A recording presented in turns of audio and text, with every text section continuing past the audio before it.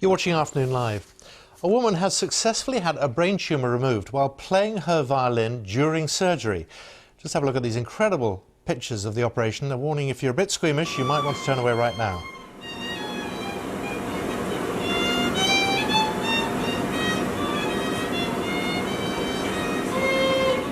Well, Dagmar Turner is a professional musician, was diagnosed with the tumour in 2013. She had surgery at the end of last month at King's College Hospital in London. She was brought round from the anaesthetic during the operation to play her instrument, helping the surgeons avoid the area of the brain used in playing the violin.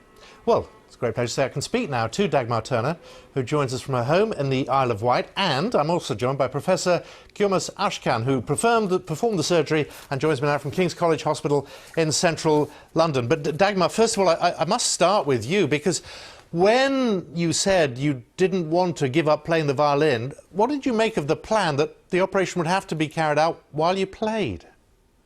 Oh, I didn't know it was the plan. So, well, Honestly, at some point, you're going into an operating theatre holding the violin. What was the instruction to you? Well, the thing was, I was the one who mentioned very early on in all our meetings we had that why don't I play the violin so I can preserve, or they can preserve, the areas in my brain which would affect my violin playing. What? And there was never sort of like oh, that's a really good idea, or I'm not sure about that. But we had to come up a day, sort of 2 days before surgery, and then we just booked in a little place in Croydon, and the minute we walked into this place, we received an email, a reminder to bring the violin. And we are just like, what? No, it's a bit late. And my husband was already starting the email back like, sorry guys, it's a bit too late. And I said, no, hang on, I got lots of friends in London who play violin. And I called one of them, and he lives actually quite close to Denmark Hill. And he straight away said, of course you get your violin. And in the morning, my husband just walked there and picked it up, and we had it ready there for the mapping. And that was the mapping so they could work out where the tumour was, what was going to be affected. But what do you remember of the operation itself? Nothing. But what were you playing? What were you playing? Oh, I only know that because I listened to some of the stuff, with the video footage. I've seen that. And there was some summertime, and I played some scales in different harmonies, but nothing really so exciting. And I was thinking about what to play. That's really difficult, because it would just, something would jump out of your head and your fingers. And then I remember that my bow kept hitting something or someone. And I always just thought, get out of my way, I need to play louder. And I don't know if it was you, Professor Ashkan, if I was poking you with my bow. I think it was, Professor, wasn't it? Looking at the smile on your face, that probably brings back some memories, does it? No, it always... Let's hear from the Professor.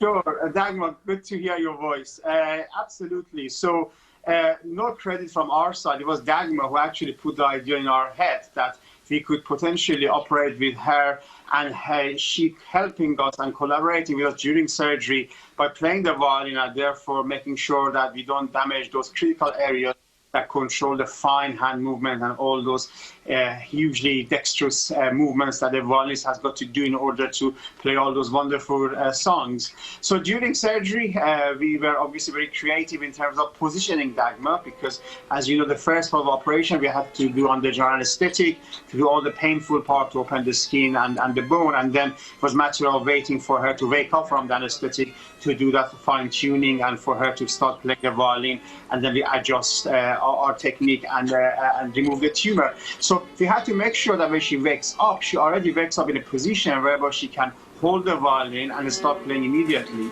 And that was something we had to think about. And as you just mentioned, as the bow moves around, it potentially could come into the operative field. So we had to use particular types of drapes to make sure that, you know, everything is kept sterile, and her end where she's playing the violin is separated from my end when I'm operating. But Dagmar, you didn't hit me, so I think we both did very well. I'm still involved. I'm glad I didn't, because I would like you to do more of these fantastic operations in the future.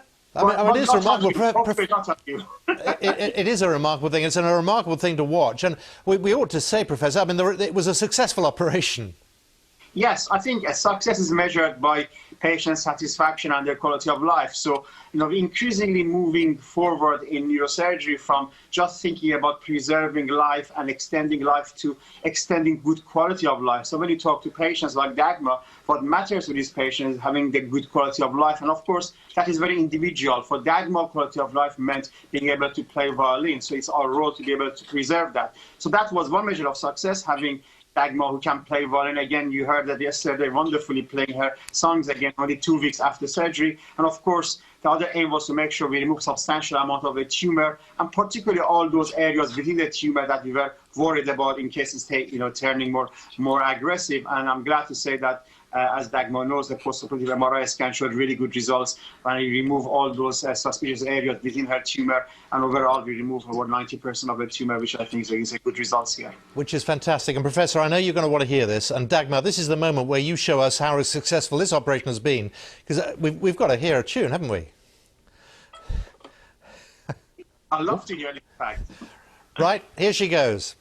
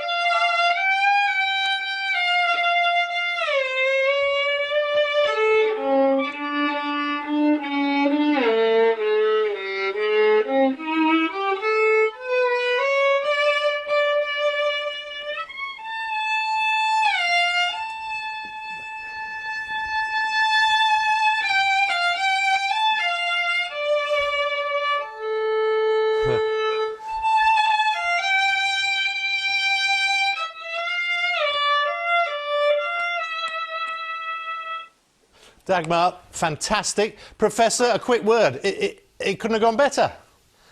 I'm just delighted that she's doing wonderfully, and I wish her all the best, and I hope we can help as many patients as possible, because at the end of the day, that's what we are here for. Thank you. Well, Professor Ashkan, congratulations on a successful operation. And Dagmar, it's fabulous to hear you in such fine playing form. Thank you both very much for joining us this afternoon. Thank you all. Thank you. Thank you. Goodbye. Thank you. Bye. Follow that. Someone's got to, and that's Darren Bett. He's got the weather forecast.